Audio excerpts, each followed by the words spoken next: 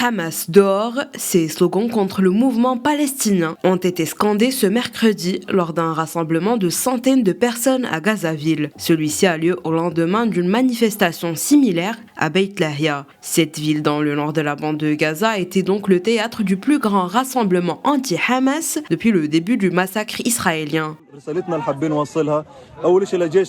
Le message que nous voulons faire passer, c'est d'abord à l'occupation israélienne d'arrêter la guerre, d'arrêter l'effusion de sang qui se produit. Nous ne pouvons pas en tolérer davantage. Le deuxième message s'adresse au Hamas. Nous en avons assez.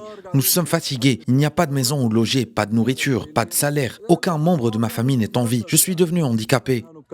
Après ce rassemblement, des appels à manifester d'origine inconnue dans 9 points de la bande de Gaza avaient circulé sur Telegram. En plus d'être mouvementé par ces manifestations anti-Hamas, le territoire palestinien est également victime des menaces du Premier ministre israélien. Netanyahou a déclaré ce mercredi s'emparer des secteurs de Gaza si le Hamas ne libérait pas les otages. Il a également expliqué que de plus en plus de Gazaouis comprennent que le Hamas leur apporte destruction et ruine. Cela prouve que sa politique fonctionne vu qu'Israël appelle régulièrement les habitants de Gaza à se mobiliser contre le mouvement palestinien.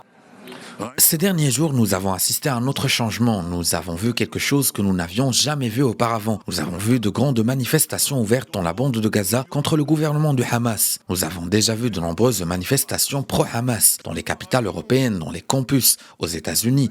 Mais des manifestations comme celle-ci à Gaza contre le Hamas, c'est quelque chose que nous n'avions jamais vu.